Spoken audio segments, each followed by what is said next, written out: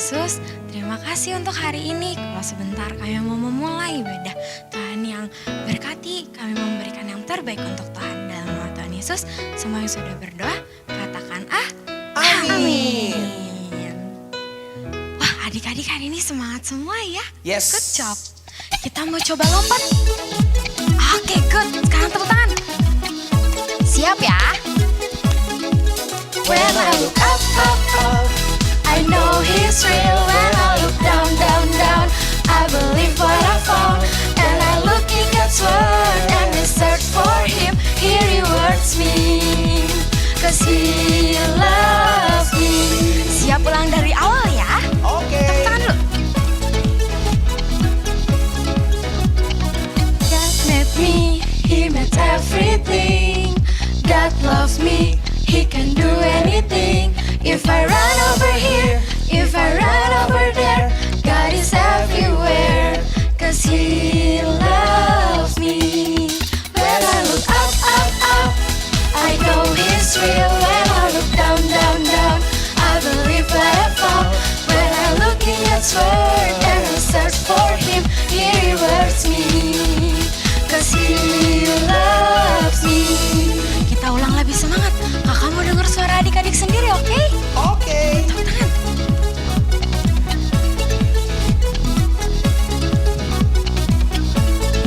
Siap-siap ya. Oke.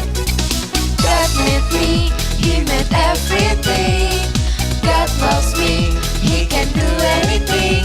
If I run over here, if I run over there, God is everywhere, 'cause He loves me. When I look up, up, up, I know He's real. When I look down, down, down, I believe what I found. When I look in God's word and I search for Him, He rewards me, 'cause He loves me. When I look Up, up, up, I know He's real. When I look down, down, down, I believe what I found. When I look in God's word and I search for Him, He rewards me, 'cause He loves me. When I look up, up, mana suaranya? I know He's real. When I look down, down, down, I believe what I found. When I look in God's word and I search for Him, He rewards me, 'cause He loves me, 'cause He loves me, 'cause He loves me. Yeay, kasih kemuliaan buat Tuhan Yesus. Nah adik-adik, kalau tadi kita udah lompat-lompat, kita udah nyanyi buat Tuhan. Sekarang kita mau sembah Tuhan, kita mau nyanyi lagi buat Tuhan adik-adik.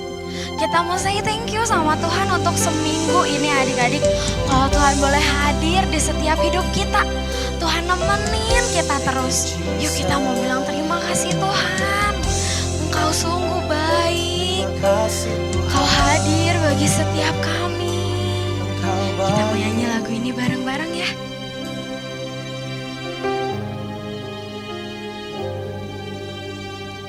Jalanmu tak terselami oleh setiap hati kami, oleh setiap hati kami.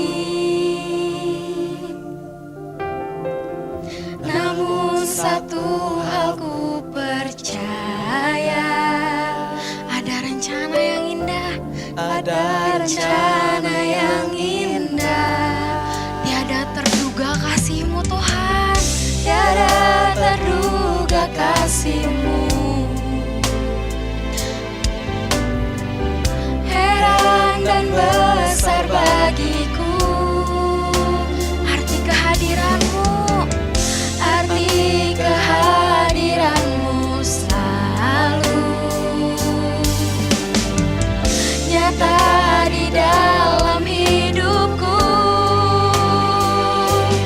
Penyertaan-Mu sempurna, rancangan-Mu penuh damai, aman dan sejahtera walau di tengah badai.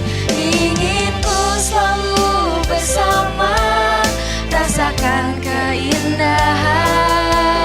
arti kehadiran.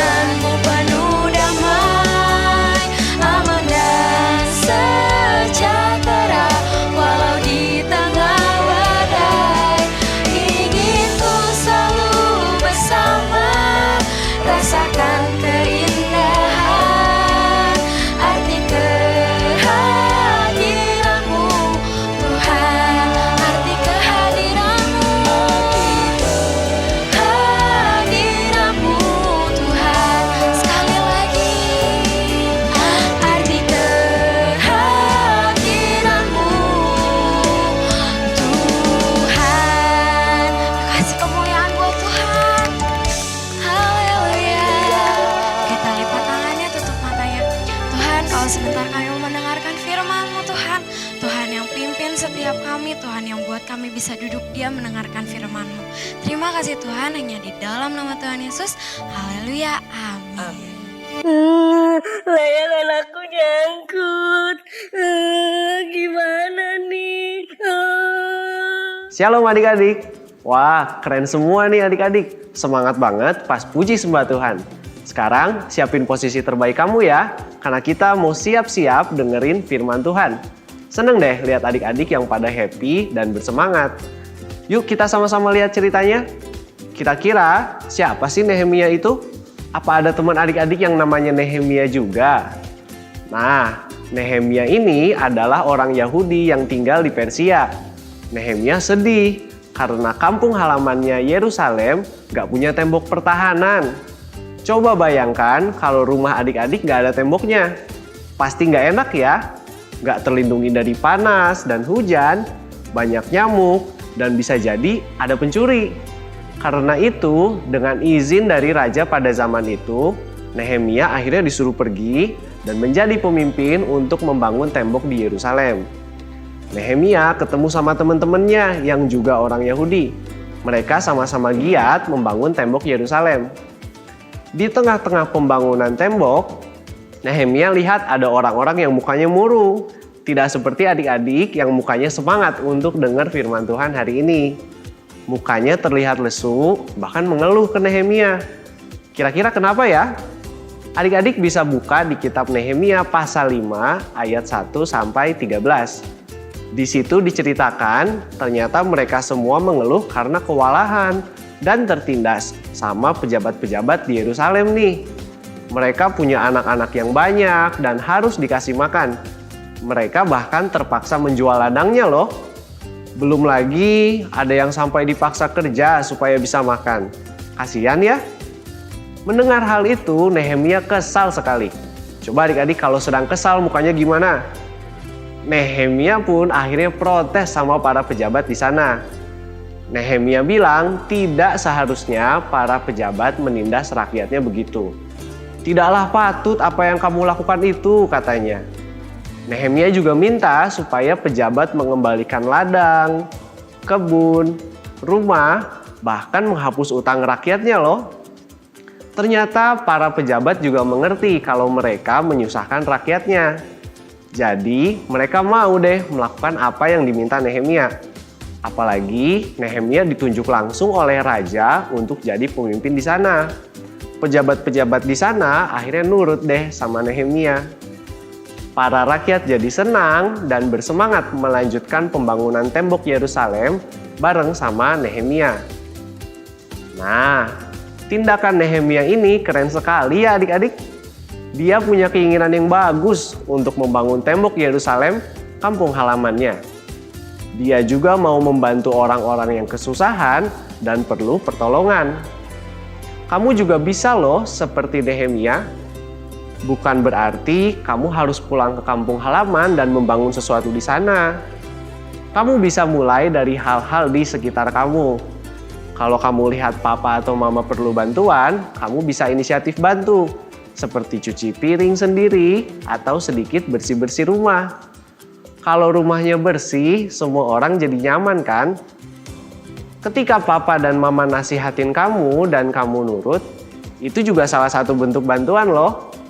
Seperti orang-orang di Yerusalem yang senang karena dibantu Nehemia, papa dan mama juga pasti senang kalau kamu berusaha bantu mereka. Tidak hanya di rumah, kamu juga bisa praktik untuk bantu orang lain di sekolah. Kamu bisa bantu ajarin teman yang susah ngerti pelajaran. Atau belajar bersama biar sama-sama ngerti. Tapi, kalau lagi ulangan jangan dibantu ya. Kerjain sendiri-sendiri. Sebelum ulangan, kamu bisa bahas pelajarannya supaya kamu juga ingat dan supaya teman kamu ngerti. Terus, setelah ulangan, kamu bisa diskusi deh. Jangan takut dianggap pelit atau dimusuhi ketika kamu nggak mau bantu pas ulangan ya. Kan sudah jadi kewajiban, kalau ulangan kerjain sendiri. Ketika kamu kerjain ulangan sendiri, tidak nyontek dan tidak kerjasama, kamu juga sedang membantu guru kamu loh. Guru kamu jadi paham murid mana yang sudah paham pelajarannya dan murid mana yang belum paham pelajarannya. Tidak cuma di kelas, kamu juga bisa praktik di luar kelas. Ketika istirahat misalnya, kamu bisa berbagi bekal ke teman kamu yang gak bawa bekal. Bukan berarti kamu harus kasih semuanya. Kalau ada yang minta dan maksa kamu untuk kasih semuanya, jangan mau ya. Itu bisa jadi salah satu bentuk bullying. Laporin ke guru kamu dan dengan begitu kamu sedang membantu teman yang lain supaya tidak dibully juga. Kamu bisa ajak main teman yang kelihatannya sendiri terus di kelas. Siapa tahu dia lagi murung dan sedih. Kamu bisa hibur dia deh. Ternyata banyak ya hal yang bisa kamu lakukan untuk membantu sesama seperti Nehemia. Kalau kamu sibuk, gak bisa, atau gak mampu tolong banyak orang di luar sana, gak apa-apa kok. Kamu bisa tetap berdoa buat yang kelaparan, kena bencana alam, dan orang-orang yang membutuhkan di luar sana. Tuhan pasti dengar dan Tuhan pasti kasih orang-orang yang bantu mereka. Yuk, sama-sama jadi rescue force dan sebarkan kebaikan buat semua orang. Seperti Nehemia. Seperti ayat hafalan kita juga di hari ini. Di Roma 15 ayat 1, kita yang kuat wajib menanggung kelemahan orang yang tidak kuat. Dan jangan kita mencari kesenangan kita sendiri. Mari kita berdoa ya. Tuhan Yesus, kami mengucap syukur. Kami mau belajar seperti Nehemia yang mau bantu orang lain yang membutuhkan pertolongan. Tuhan mampukan kami ya. Tuhan kasih kami hikmat untuk bisa bantu orang-orang di sekitar kami. Terima kasih Tuhan Yesus. Di dalam nama Tuhan Yesus kami berdoa dan mengucap syukur. Haleluya. Amin. Tenang adek, ada kakak di sini. Biar kakak yang tolong.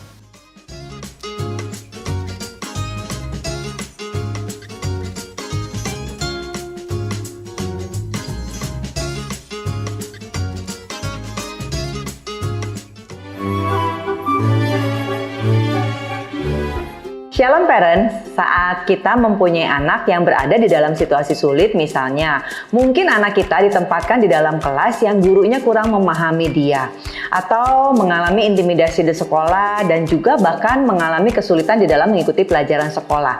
Biasanya seringkali tanggapan orang tua adalah langsung mengambil alih dan berusaha memperbaikinya. Bukannya memperbaiki situasi, tindakan ini malah membuat situasi menjadi lebih kacau. Mendampingi anak di dalam situasi yang seperti ini memerlukan langkah mundur sejenak, yaitu memberikan ruang bagi Tuhan untuk memberikan hikmat pada setiap orang tua. Dan juga kita bisa memiliki waktu untuk membuat rencana yang memungkinkan parents menemukan solusi bagi anak. Dalam hal ini, parents dapat menjadi seorang yang berada di sisi anak untuk membelanya, atau dengan kata lain, parents menjalankan peran sebagai seorang advokat. Menjadi advokat berarti menjadi suara bagi anak. Advokasi adalah membela mereka dan meminta layanan dan dukungan yang anak kita perlukan. Seorang advokat akan melakukan penelitian untuk mencari informasi, bertemu dengan para ahli, menghadiri pertemuan sebagai mitra di dalam mencari solusi dan lain-lainnya. Dalam surat Paulus kepada gereja di Kolose, Paulus mengingatkan kita bahwa orang-orang yang tidak percaya memperhatikan tingkah laku kita.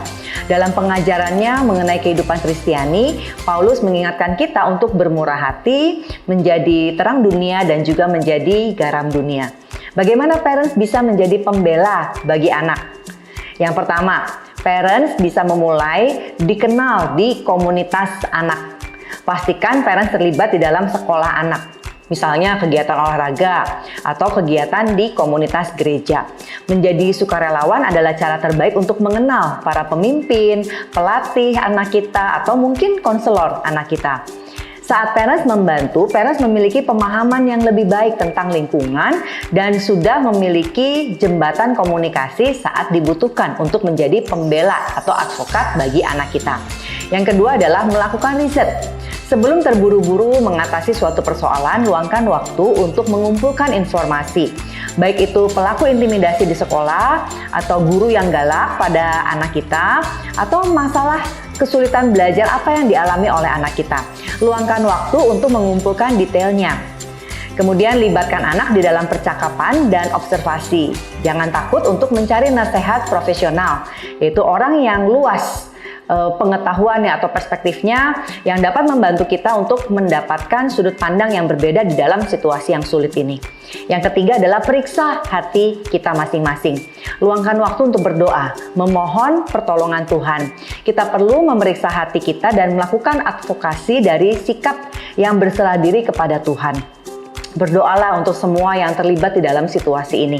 Bersikaplah tenang dan hormat, respek kepada setiap orang yang terlibat, dan berkomunikasilah dengan cara yang menghormati Tuhan. Sampaikan kekhawatiran parents dengan cara yang bijaksana tanpa menuduh. Kemudian tunjukkan kesediaan untuk mendengarkan dari sudut pandang yang berbeda. Poin yang keempat, jangan membiarkan masalah semakin membesar. Jadilah advokat untuk anak dengan berbicara lebih awal ketika parents mulai timbul kekhawatiran. Berusahalah untuk bermitra dengan setiap orang yang terlibat di dalam masalah anak ini. Tawarkan saran atau solusi untuk menyelesaikan dan terbuka untuk mendengarkan saran dari orang lain. Poin yang kelima, poin yang terakhir, puji setiap kemajuan yang anak-anak kita tunjukkan. Di dalam mengadvokasi anak, ingatlah untuk memberikan pujian dan rasa terima kasih ketika parents melihat perubahan dan kemajuan. Bersikaplah sungguh-sungguh untuk mengkomunikasikan apa yang parents harapkan. Semakin usia anak bertambah besar, maka anak kita harus mampu mengadvokasi kebutuhannya sendiri di dalam situasi yang mungkin tidak mudah bagi mereka. Meminta bantuan untuk menyelesaikan tugas, mengikuti tes remedial, atau menyelesaikan konflik dengan teman sebaya adalah contoh di mana seorang anak harus dapat menemukan dan berbicara dengan orang yang tepat untuk menyelesaikan masalah mereka sendiri. Berikan dukungan sebagai semangat dan doa. Dan biarkan anak-anak kita mengetahui setiap bentuk dukungan yang parents berikan bagi mereka. Semangat parents menjalankan peran yang satu ini. Tuhan Yesus memberkati. Jeng jeng jeng. Ayat hafalan minggu ini adalah Roma 15 ayat 1. Kita yang kuat wajib menanggung kelemahan orang yang tidak kuat, dan jangan kita mencari kesenangan kita sendiri. Sekali lagi ya, Roma 15 ayat 1. Kita yang kuat wajib menanggung kelemahan orang yang tidak kuat, dan jangan kita mencari kesenangan kita sendiri. Tuhan Yesus, kami berdoa buat orang-orang yang menjadi korban perang. Tuhan lawat mereka, pakai gerejamu untuk jadi berkat. Berkati dan urapi terus Sopan Niko untuk membawa kami menyelesaikan amanat agungmu. Tuhan Yesus, pakai kami semua menjadi perpanjangan tangan Tuhan, menolong yang susah, menghibur yang sedih. Tuhan, berkatilah orang-orang yang sakit, yang lelah, dan yang berkebutuhan, supaya nama Tuhan dipermuliakan. Siapkan hati untuk menerima berkat Tuhan. Demikianlah firman Tuhan. Tuhan memberkati dan melindungi engkau. Tuhan menyinari engkau dengan wajahnya dan memberikan kasih karunia. Tuhan mengarahkan wajahnya kepadamu dan memberikan damai sejahtera. Terimalah semua berkat yang terbaik ini hanya di dalam nama Tuhan Yesus. Amin.